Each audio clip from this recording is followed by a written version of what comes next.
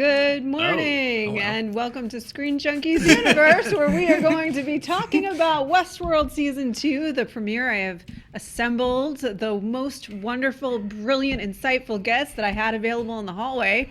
That is Mr. JTE Movie Thinks is here with us. Spencer Gilbert is here. Howdy. Very excited to talk about this with you guys. First of all, JTE, give us the thumbnail reaction to the premiere. Ooh, it's a thinking man's show. I will admit, before I watched this, I put up my laptop and I was like, I watched our Cram It video because this is a show like it really picks right up right where we left off. They give you a quick little recap like HBO always does, but this is such a dense show that I really felt like I had to do my homework before watching it because I was like, even after the first season, I wasn't sure what happened after. And I was trying to wrap my head around it. So that Cram It by us is. Perfect. I also found it very helpful. I watched that yesterday, but then I was kind of doing, it was a catch-up work day, so I had on in the background about half of last season leading up to premiere. Spencer, how did you prepare yourself for that? Well, I made the Cram It video, but that was also a team effort. I just read the script at the end of the day and had a few notes. But you know what? What I love about this show is it is unabashedly a puzzle box. This isn't something like Mr. Robot Season 2 or Game of Thrones at some time where they they kind of use it as a crutch, as a narrative crutch. Like, this is the point, is for us to watch it, pick it apart, figure it out, and try to keep up. Well, I think the last season prepared us a little bit for what kind of mysteries to be eyeballing. We understand that they're playing with time. They seem to have 3 distinct timelines in this one, which is some point in time with Bernardo and Dolores.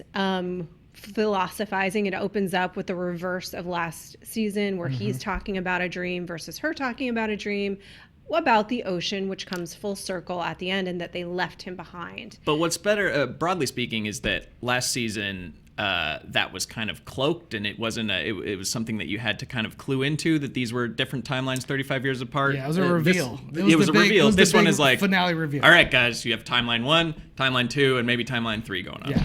And maybe timeline 4 if we look at the previews for the rest of the season, which is all the way back. I'm going unspoilt into the snow. Well, the 3 that we had this season were, of course, that wherever that is with Dolores and Bernardo. Bernardo. Who's Ardle? I don't know. That's what I'm choosing to call it. Bernard and Ardle. Just full of criticisms. And there's right after the massacre. I would accept Bernandroid. Okay, Bernandroid. Yes. Bernandroid it is. We've landed on it, ladies and gentlemen. That right after the massacre, and then about 2 weeks later. And we have some new characters introduced and a new mystery box. Let's talk about that a little bit. To me, it looks like the big things set up in this open were Bernard's ocean, how he made it, if they really are drowned, why he killed them all, did he really kill them all, and then the ultimate purpose of Westworld, and the fact that it's now been revealed that in addition to probably studying these hosts, they've taken the human DNA of the guests of the world. So what exactly are they amassing? Now, to me, it looks like an IRL Cambridge Analytica of like, this is like their wet dream of human behavior and what drives human beings, because you could utilize that in a number of ways to literally manipulate populations, right? Or well, you threw out a lot of stuff there. So there's the ocean. I sure did. There's the ocean factor. I'm glad you guys are here. This show is going to be Explain Westworld to JTE, because I was finishing the episode and I'm still not quite sure what I saw. Totally. So I am here to learn from you two. We're here to try to understand everything. We're here to just we're here in this together. Yeah, JTE. you call it a puzzle. I feel like you put the puzzle together, then you realize that piece of the puzzle is part of a much bigger puzzle. Yeah, and this is a very subtle reveal. Yeah. We'll talk about the second part first, which is the ultimate purpose of Westworld, and that was such like a low key, like Bernandroid was just like, oh, you're collecting all the experiences of the human guests and their DNA, like that's. Oh, but it was just kind of a throwaway line. It's kind of like what MoviePass is doing. It's collecting information. No, but it really is. No, it absolutely is, because MoviePass is collecting that data so that they can sell it back to studios, so that they can have the studios can have a grid of how people behave when they consume entertainment. Sure, but while MoviePass is skimming the life data of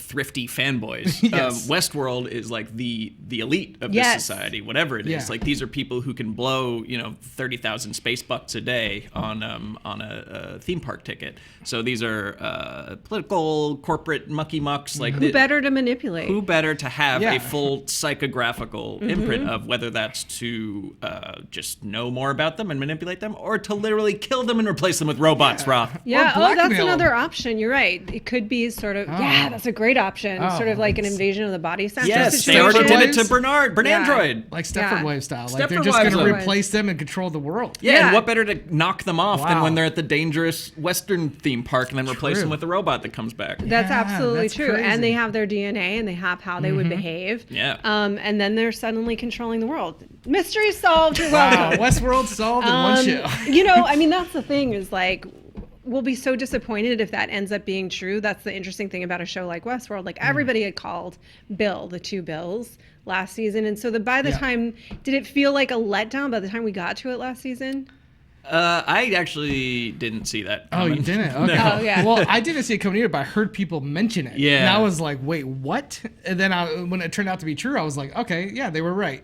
I never would have saw it coming personally. Well, look, if you don't want... This is the wrong show to... why are you watching like a recap, pick-apart show about the show if you want to go in not knowing what's coming next? That's what we're here to do, guys. Yeah, exactly. So Bernandroid's Ocean. Talk about that a little bit. Do we think that... What is his long game? Is his game as he's hanging out with Charlotte, who I loved their scenes... Is it a game of survival step by step for him, or is he actually playing a long game? How did he end up by the ocean by himself? Why did he create this ocean to drown everyone? And are they really drowned, or is it a trap? Right. If he's playing a long game, he's doing a good job of acting like he doesn't know what's going on. He seems like he's like, I don't know what I'm going to do from one moment to the next. Yeah. Like, there's a point where he puts the needle in. Like, he's literally just doing what he can to survive. I'd be a little shocked if it was a long planned game. I don't know. Just so far, what I've seen this episode, it feels like he's literally just reacting. Yeah, he's a good actor, but he spends like the entire episode like, just like, what is happening? Yeah, what's going on? Deteriorating. And what does it mean when somebody like Bernard deteriorates? Like, that seems pretty dangerous. Yeah, for him. I mean, the question I had about Bernard, and I don't really know if this is even an important thing, is like, how does no one know he's Bernandroid? Because he, like, that DNA lock to get into that section was like, you're cool, you're human. So, like, how human is he? Does that matter? Is it just like, and like that robot, the drone, which was one of my favorite parts. How creepy is that thing? And also, you can't really trust I feel like I can't trust anything that's like in the actual industry where they make the bots, because I feel like Anthony Hopkins playing this whole thing. Yeah. So he's made him messed everything. He gave him clearance wherever he wants to go. So like maybe that's why he's able to get through stuff like that, because Anthony Hopkins is like, I'm going to make it so the people who are coming in to whatever they're going to try to do, save these people or shut this thing down, I'm going to make it so these robots have a chance. Because apparently he's like ready. Anthony Hopkins started the uprising for the androids, basically. Yeah. That's what's happening here. And he's like in the last season, Bernard was like kind of a sleeper cell. Like, he could be awakened by Anthony Hopkins, like, on command. So, yeah. So it feels like maybe he does have like enough DNA enough that it would either have tricked that, or to your point, Anthony Hopkins built him that way, or he knew more. He always seemed to be 10 steps ahead of everybody, so maybe he knows about that little underground hidden bunker, and he set it up. Or to your point, Spencer, the other option is that she knows Bernard droid is a host and is using him to find the other hosts. Right. And when they flash, so we have a new character in the season, Carl Strang, who comes in and storms the beach and is like killing all the hosts. Gustav Skarsgård, so it's the other Skarsgård and the other Hemsworth in the show. And they had basically, I think it was some kind of like on an iPad or whatever it is that they're using, and it said that he was a high priority, right? So what does that mean? Maybe he's high priority because he's a human and he's at a very high level, or maybe he's a high priority host. Could be. I think that they would probably react differently because they're putting bullets through the heads of every host on that beach. Yeah, but not Bernard. Bernard knows too much. Right, but to me, it's like high priority. I don't understand how Delos works. Yeah. There seem to be like there's mean bald guy. There's Ford, who seemed like beholden to some shareholders, which like Tessa Thompson, and I really don't understand the org flowchart of Delos. I don't know who's in charge there. So the way that works is kind of a mystery to me. But I want to circle back to the ocean, and another thing that Bernandra just kind of dropped in there kind of subtly was that the hosts have like a Wi-Fi kind of mesh thing going on with each other, like ants. Like really? ants. Yeah, he said something like that. They can communicate with each other subconsciously. Yeah, when they're like in proximity with each other. Interesting. So it'd be like if they gave me an alert that we're gonna try and find whoever, Joe. And my alert sets off his alert, sets off your alert, sets off Billy's until we locate Joe. Yeah. Is that how they all kind of migrated to the ocean? Exactly. That to me could be either like he creates a virus or something that kills all of them, or it's like they can do massive like battle tactics and be like, all right, we're all gonna play dead, and then like when we get the signal, we're all gonna rise up from the sea and murder. Yeah, because I mean they're holding their breaths for a long time, so I had a question about that too. Yeah, that's my question: is that if they can be killed by being shot, ostensibly speaking, or strangled, or having their throat cut, or whatever, is that just an act? I mean, can they just? Do they not need to breathe? It's an interesting question. I actually don't know. I don't think so. What I also don't understand is like some guys get shot like a bunch of times. You know, the guy with the black hat, like, you know, what's the guy's name? He was in the villain, The Punisher. He's like the main guy who always come in and just rob everybody. Him and the blonde girl like went on a rampage.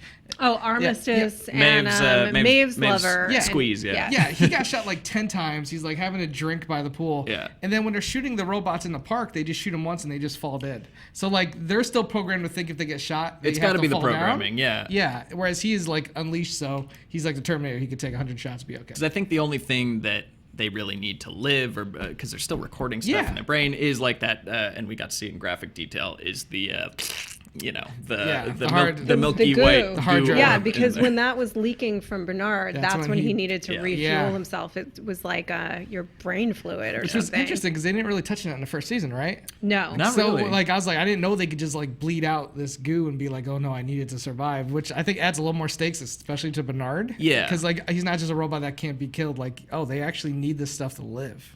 Yeah. It makes him more human in a way. But I don't think you need like a body.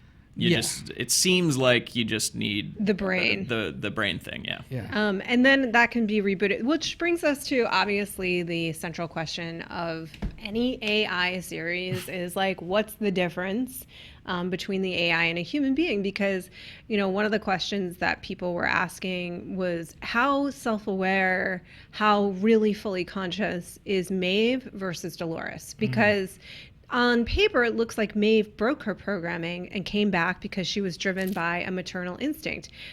She also is self-aware enough to know that a line had been written for her and that she didn't particularly care for that line. She thought it was a bit broad. So it's setting us up to believe that Maeve is slightly more self-aware. However, what if she was programmed with an overwhelming maternal instinct? Now, I was also programmed with an overwhelming maternal instinct, you know? You have a porg child. Like, I have a porg child. His name is Ernest Porgnine, and please do not disparage him. So, like, that's my point, is what really is the difference? Whereas with Dolores, she seems to be aware of the two personalities driving her, but they're still driving her. So is she following Ford's orders, or is she acting of her own accord? How can we know? Well, I don't think they're driving her, because she had that whole speech of like, one side of me wants to see the good in you, one side of me wants to kill you, but like, I'm not listening to either, and she just kind of chooses this middle way. And I think that was the whole. Let them die on their own. Yeah, like, you know, let's let someone else decide. You kind of passed the buck there. But the whole part of season 1 in the maze is like finding that at the center of the maze was herself, or was like Dolores staring back at her. So it's like, it's not that you don't have anything programmed in you. It's just that it's literally self-awareness. It's like you have a voice that represents yourself inside your head that's either commenting on, if not making the choices. So it doesn't mean that like you're completely free of any programming. And I think, of course, like they're trying to blur the line between human and robot because it's one of those shows. Yeah, but also the line can be blurred. We're driven by subconscious desires. We do things sometimes, and later we're like, why the hell did I do that or say that? Like, that just seems like that didn't help my life. But you do it because something in you, some kind of programming, be it nature or nurture, took control in that moment and is acting in a way for you. So there really is no difference. Side note, how great was Evan Rachel Wood in that scene when she just flipped between them? Oh, yeah, she's great. So good. In any event, you think it's Maeve v. Dolores, yes? I think that they're kind of showing you, the vengeful God and the like forgiving God that these things have become, because you have two robots liberated from their programming. They're all powerful. Maeve literally is all powerful. Like, she's using that mesh network or whatever to, like, she can make people do anything and follow her orders and stuff like that. So she controls them, and she's using it to find love, even if it's like a false love that she's kind of conjured out of nowhere, and to act on that, whereas Dolores is using it for like this big genocidal revenge plan on the people who did this to her, and whoever else gets in the way, or they have to take their land. Like, she was really going on in a scope that I don't think Maeve would have done. So to bring it to a JT, down to JT level, we got like an Ultron Vision thing going on here. Yes, exactly. Yes. Exactly. Ultron Vision, guys. Yes. That's all you need to know. I think that's probably right. But I also wonder how much of this is, again, Ford's ultimate plan. Are they still actually following orders? Was Ford so disillusioned by what was revealed about human behavior in the park and how cruel people can be when they're given license to do so, and think that it's like the purge, that he was like, good, take over, he seemed kill to them all. be pro robot takeover at the end. Yeah, he seemed all about it. Like, the fact that the first, like, and this is a question I think was brought up, like, in the first season, did he program her to shoot him in the back of the head, or was that just something she did? I think he programmed her to do it the same way Bernard did. Yeah, it was because the way he just had the champagne, he's like, start the show, and which I feel like with him, a lot of questions have left us. Like, with Anthony Hopkins around, he would have been give some more clarity to this. But also, we kind of got a little bit of Anthony Hopkins in this with the child. That was his voice coming through. Yeah, and some other creepy voice. It was a little bit of a Bane thing. I couldn't quite tell what he was saying, but it was Anthony Hopkins and then something. So is that just a recording, or is his conscience in some way like programmed into this kid? Like, that to me is interesting because maybe we get some answers. Yeah. But at the same time, Ed Harris shot that kid straight up in the face. But dead really isn't dead in Westworld. Exactly. Another thing that it has in common with comic books, which brings us to Ed Harris, aka Bill. So it's that moment was interesting for me, and somebody also brought this up as well. I believe it was Liz Shannon, anyway, on Twitter, which was, so did Ford have the time to create, not only terraform a bunch of the world, create this elaborate new game in which the hosts take over, kill the humans, maybe break free of this island wherever it is in the world, and enter our actual world. And he had a little extra time in his hands, so he created a whole side game just for Bill. Well, we don't know what that side game is and how instrumental it might be to the rest of it. I still have no idea, what it's the door that's at the same place at the beginning as the end or something like that. Right. Which I didn't have the time to go back through, like, where do we first meet him and stuff like that, and kind of dig through that mystery. I don't know.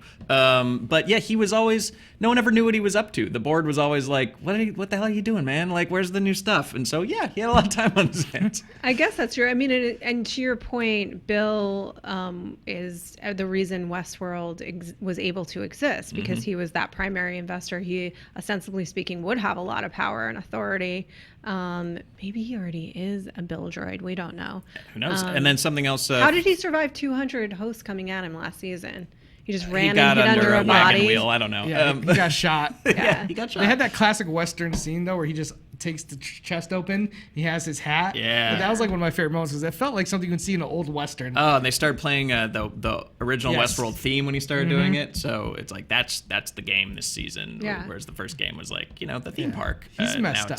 He's like ready to he's been wanting to be in the purge. I live for this. But he's been like basically in this fake purge. Yeah. Where he could not get killed. And now he's like, oh, hell yeah. It's the real thing. Yeah. Or is it, to your point earlier, Spencer, that to go back to the beginning would be the reverse trajectory of last season, where he went from hero to villain and go from villain back to hero? I think that's the way they're setting up, because they've really thrown everyone for a loop in this season, or first episode. That's like, nobody's the clear-cut hero or villain. Like, I'm not sure.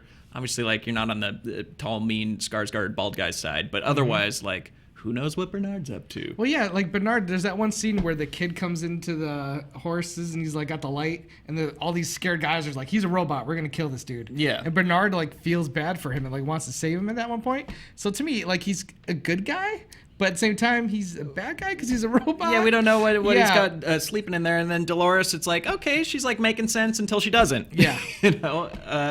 She's making sense the way any fascist makes sense, where they're like, we should all like have equality, and in order to do so, I'm going to kill a lot of people. Right. And then you're like, it's always step 3. Sounded good.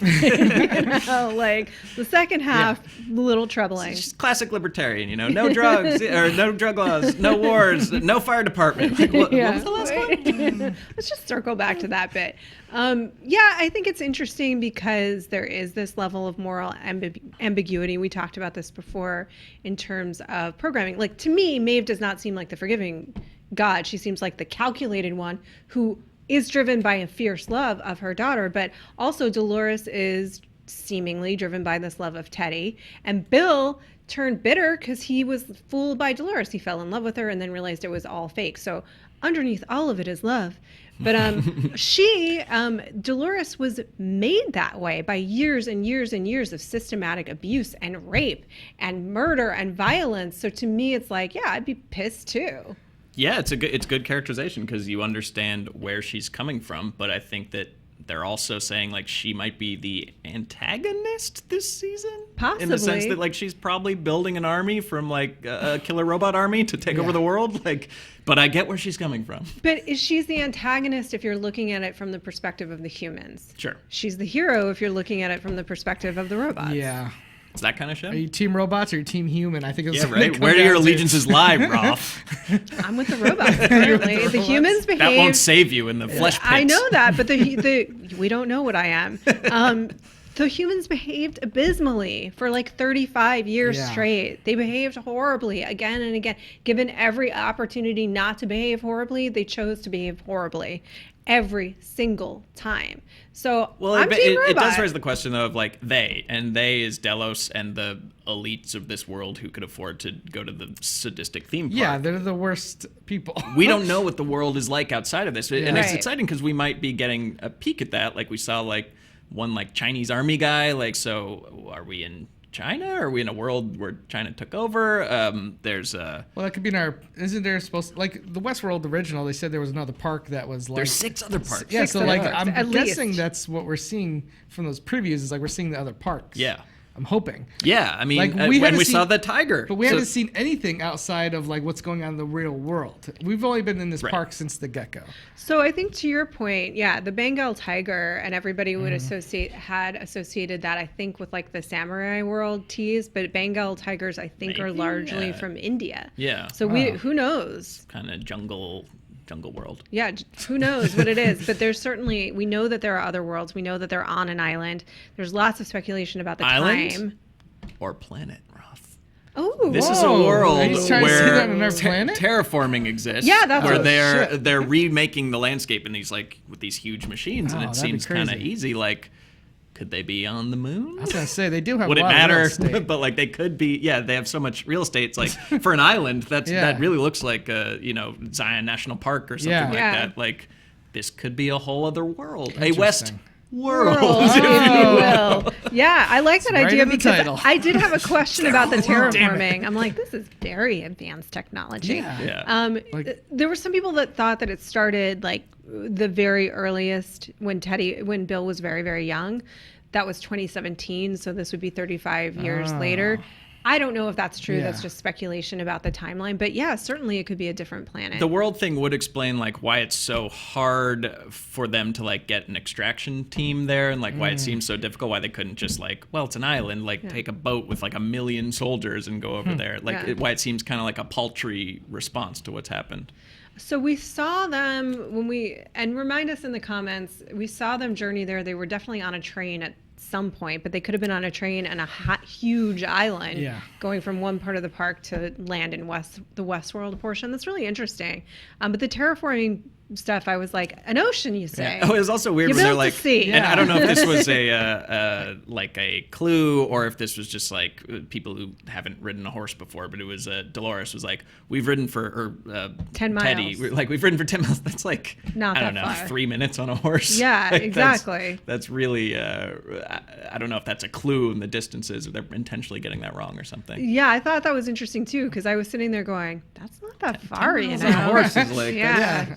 I would love if this was just like Last Action Hero, and by the end of the season, they just go to every single park.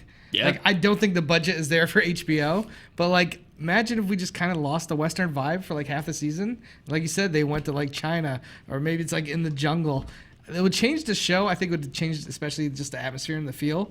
I would love that. Yeah, it is weird that it makes sense that there'd be a lot more options because, Yeah. like, how many people in the future are going to care? We already don't care about Westerns. Like, it's a dead genre.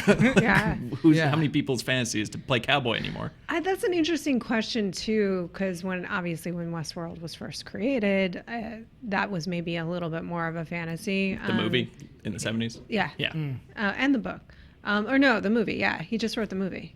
I don't know. Is there a book? Is there a book? I believe it's a book first. Actually, I don't know.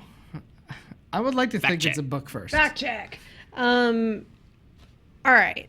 So we've landed on. I'm gonna recap. we're- for Yeah. us. where are Ready? we? Recap this recap.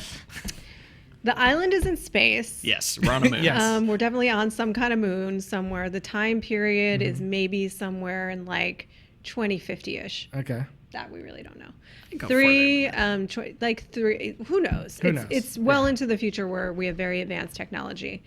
The ocean was created as Bernard, who maybe via the subconscious hive mind communication let them know, I'm going to create this ocean, pretend you're drowning, and then freaking attack. I'm going to lead them all to you. Is that what you guys are thinking? You think they're I faking don't know it? if Bernard planned it, but Yeah, he but- might be like the fuse that like Yeah. lights them back up or something like that. So Yeah. you think they're just in hibernation? They're like straight up just floating around. Yeah. I don't think that thought poor that- I Teddy really is I don't think dead because again. they're not going to kill off Teddy. Come on, you can't Yeah. kill off the Mars dog. Come Okay. on. All right. I feel like poor freaking Teddy is just like literally the greatest boyfriend ever, who's like, well, whatever you want, baby. Well, that's his programming, Yeah, right? like Yeah. we'll kill all the people or we'll go to dinner. It's sort of your call. But Dolores had that vision of in the end it'll just be the two of them. Yeah. So I don't think that this is a future where Dolores and Teddy are both dead. Yeah. You know?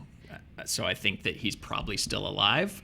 Also conspicuously absent from the pool of dead people is the Man in Black, and he's not on the beach either. Yeah. So where's he at the end of this? He's running around. He like the recap on him is we think maybe the beginning being the end is to when he first funded Westworld. Like he sort of created this reality, and maybe if he can journey all the way back to where he was then, which was more of a hero, more of a person who believed that the hosts were autonomous, did have autonomy, and that they deserved to be treated Yeah. as such. Maybe he can get all the way back there again, which would be part of Ford's And he's a plan. Delos board member Yes. with like some kind of pull on the outside. So who knows? And Delos may be making androids of the most powerful people in the world, like the Illuminati, Replace them in all. order to replace them all and control the world. is that And the that's hint why signal? The they. Illuminati, yeah. That's God, why throw up the they've I pyramid. didn't know that. It's like the diamond, but all right. That's why they've been collecting the profiles and the DNA of all of their very wealthy guests. Damn. Thoughts? Yes. Thoughts are Yeah. yes.